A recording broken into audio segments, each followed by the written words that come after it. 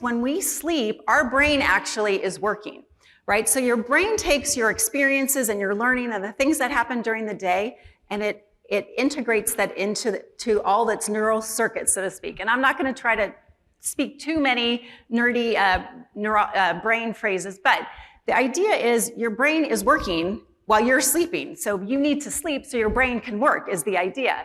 And there are a lot of myths out there still about sleep, although in the last 4 or 5 years, there is much more research and information out there to support the fact that you do need sleep. We used to hang our hats on like, oh, I only need a few hours sleep. I don't need a lot of sleep. You might be telling yourself that, but really your body and your brain really would appreciate it if you gave it a little bit more sleep, right?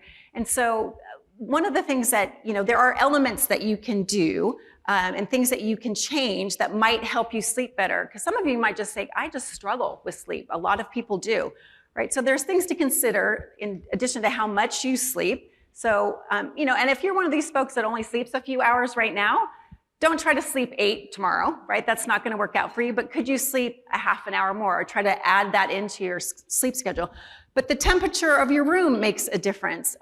We've heard lots, I think all of us at this point, about the fact that if you can minimize your screen time before you go to sleep, and this idea of having a routine before you go to sleep really helps. And one of the big things they suggest, and I know Todd was saying his body clock, he kind of wakes up and goes to sleep at roughly the same time every day. All of those things really help with your sleep.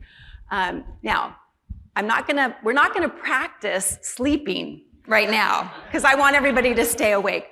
But one of the areas I want you to think about for yourself is, how am I doing with my sleep patterns? And is there something I might want to do, an action I might want to take, whether that's trying to go to bed a half an hour early to bring more sleep and rest into my life, because now that is going to help your brain. And so sometimes, when you feel tired and you feel like, oh, I'm tired, I need to sleep, that's not just your body that needs it, it's your brain. Right? And at a certain point, when you're trying to do work, say at 11 o'clock at night, your brain isn't firing on all of its cylinders, right? And so you're kind of doing a disservice to yourself and to your work product, right? Which if you went to bed, got up refreshed in the morning, and then picked that task up, you would be better off.